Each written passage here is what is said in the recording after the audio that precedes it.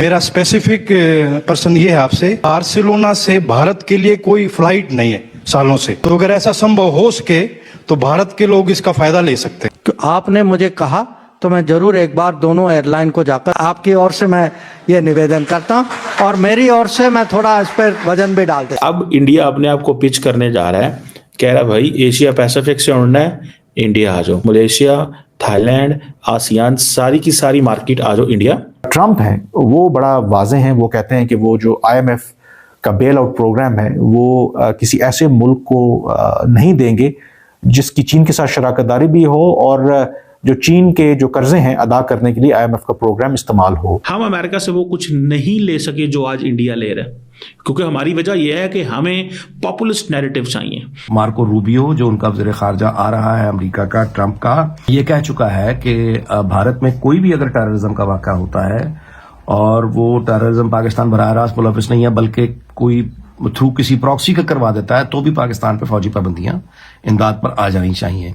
Israel ने मार मार के पूरे गाजा को दुम्बा बना दिया और वहां पे अगर अमेरिका भी लग जाए पीछे तो भाई साहब जहां पे गाजा था ना वहां पे गाजा नहीं बचेगा, बस जमीन में एक बड़ा सा गड्ढा बचेगा। इंडियन सिर्फ ये फैसला कर लें कि हमने जाना ही एयर इंडिया पे है और एयर इंडिया इस काबिल हो कि वो इंडियंस को पूरी दुनिया ट्रांसपोर्ट करे, भेजे, लाए, दाए, तो वो ही नहीं पूरा आएगा। मैं आपको बात बताऊं,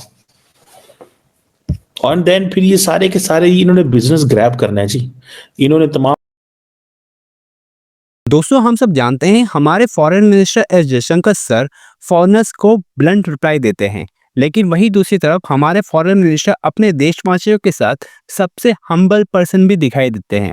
एक ऐसा ही एपिसोड हम सबके सामने आया जहां पर भारत के ही एक जर्नलिस्ट जो स्पेन में रहते हैं, उन्होंने जयशंकर सर से पूछा कि भारत से स्पेन या बार्सिलोना जाने के लिए काफ़ी ज़्यादा दिक्कत आती है और इसके लिए स्पेसिफिक कोई प्लेन लॉन्च करना चाहिए भारत को। तो इस पर जयशंकर सर कहते हैं कि अभी जितने भी एयरलाइन इंडस्ट्रीज है वे सब प्राइवेट है और जयशंकर सर उनके लिए और अन्य यात्रियों की सुविधा के लिए खुद जयशंकर सर उन प्राइवेट कंपनी से रिक्वेस्ट करेंगे और इस पर काम किया जाएगा और बार्सिलोना या फिर मैड्रिड के लिए एक स्पेसिफिक प्लेन भी लॉन्च किया जाएगा, जिससे दोस्तों ये दिखाई देता है कि हमारे foreign minister S Jaishankar sir भारतीयों की सेफ्टी और भारतीयों की फैसिलिटीज के लिए हर संभव कोशिश कर रहे हैं।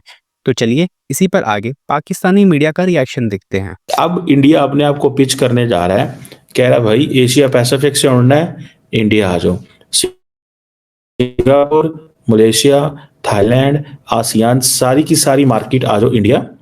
तुम जो यहाँ से भाई बैंकॉक से उड़ते हैं, इंडोनेशिया से उड़ते हैं, मलेशिया से उड़ते हैं, वो जाके उतरते हैं दुबई में, तो वो कहते हैं हमारे पास उतरो, हम आप मुंबई में आके उतरो, आप दिल्ली में उतरो, आप बेंगलुरु में उतरो, वहां से जिधर मर्जी चले जाओ।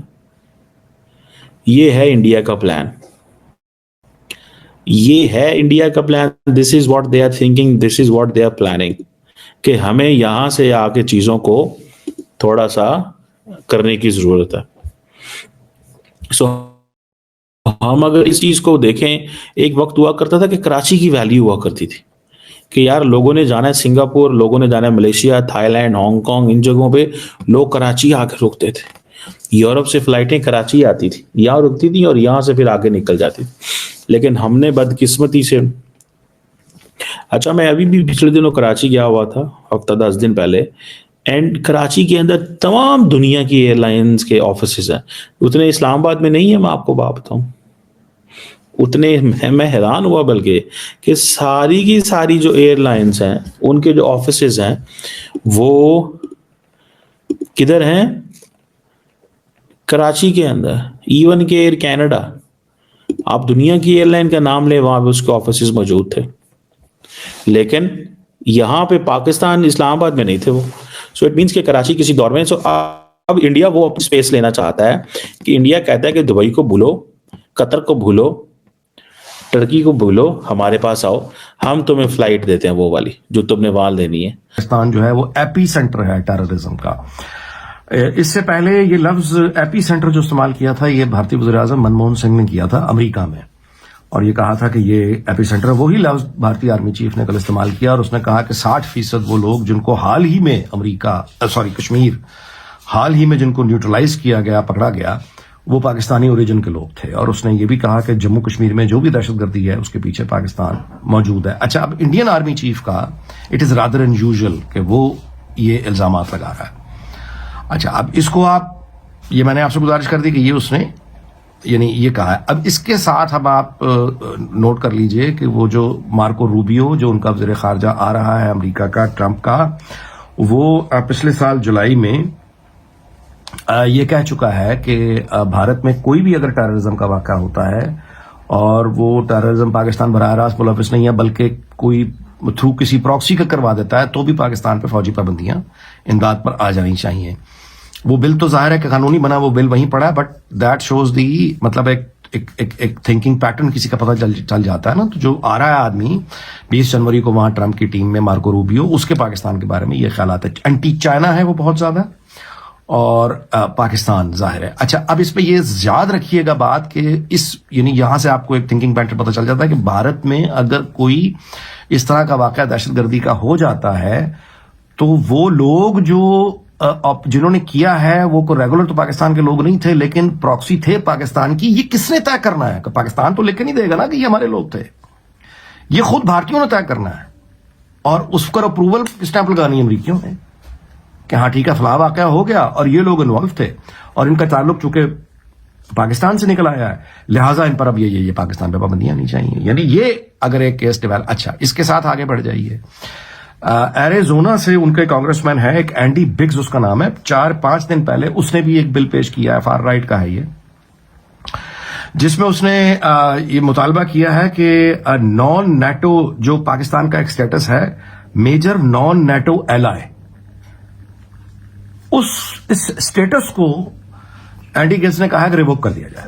पाकिस्तान हमारा इत्तेहादी जो हमने दे रखा है उस तरह से, वो पाकिस्तान हमारा इत्तेहादी नहीं है। अब ये 4-5 दिन पहले एंडी गिब्स ने मेजर नॉन नेटो एलाय का स्टेटस रिवोक करने के लिए कहा है, और यहां इंडियन आर्मी चीफ ने कल वो सारी की सारी वो मामलात वो मैंने आपको गुजारिश कर दी है।